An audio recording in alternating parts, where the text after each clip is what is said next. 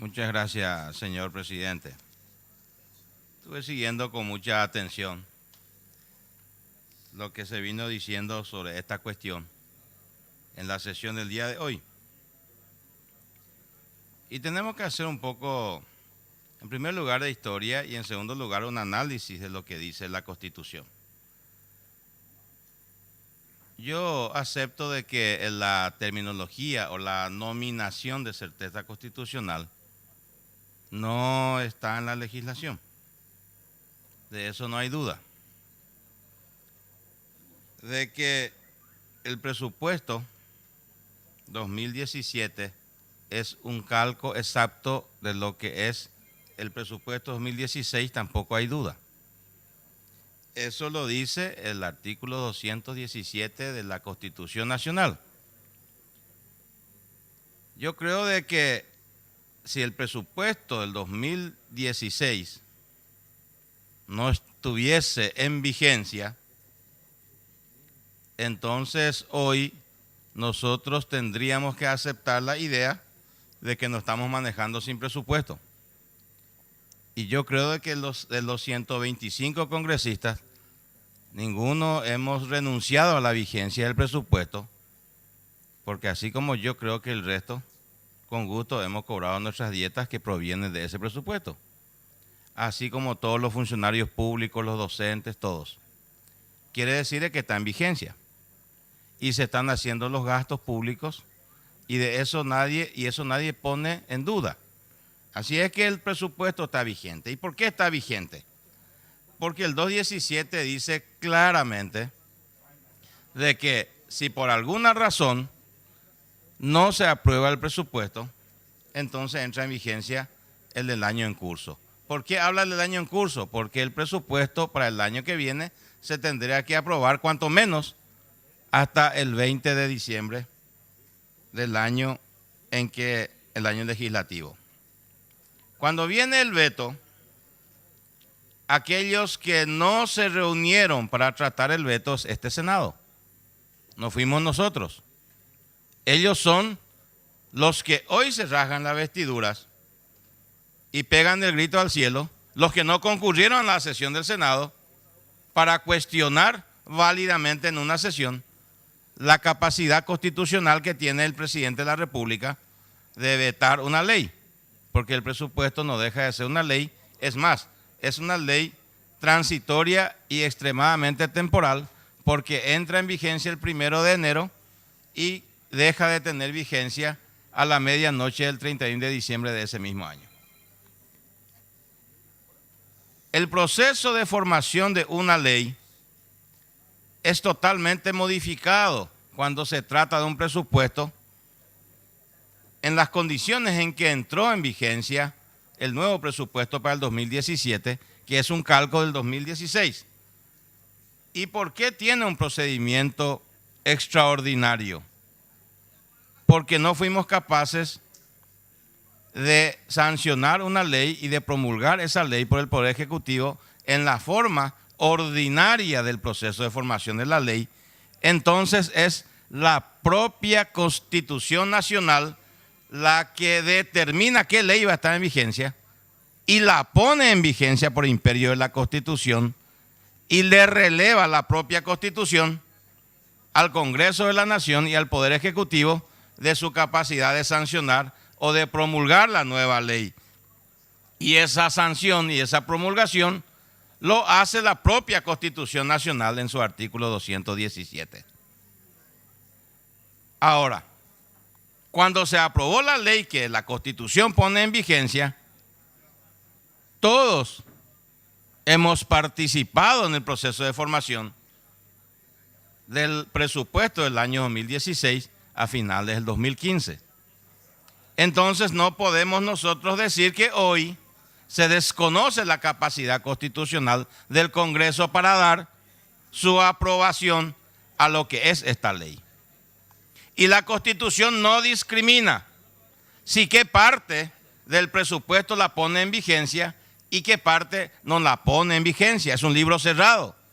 Sencillamente dice, entra en vigencia el presupuesto del año en curso y lo hace de punta a punta. no discrimina. Y tampoco podríamos nosotros en una ley posterior reglamentar y discriminar, porque no podemos nosotros por ley modificar la Constitución. Y la Constitución es clara, pone en vigencia plena la ley.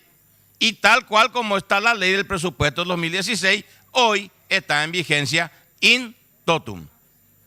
Totalmente. Nada queda al azar. Todo lo que se aprobó en 2016 es la expresión de la voluntad de este mismo Congreso, de esta misma Cámara de Diputados y de esa misma Cámara de Senadores. No hay ningún ninguneo.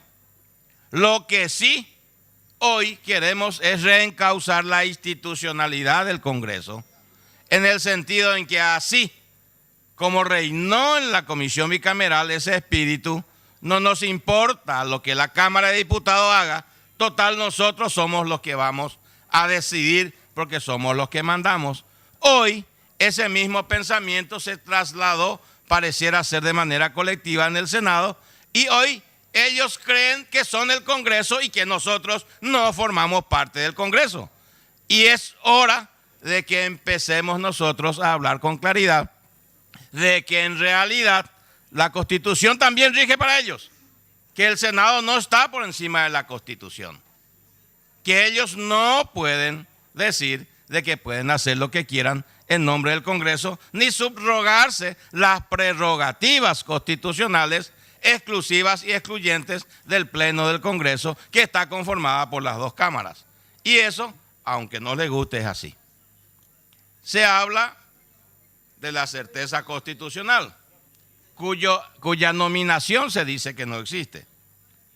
Pero algunos de los miembros del Senado que hoy siguen estando, y ese mismo Senado recurrió a ese mismo mecanismo para designar incluso a un presidente de la República en Paraguay.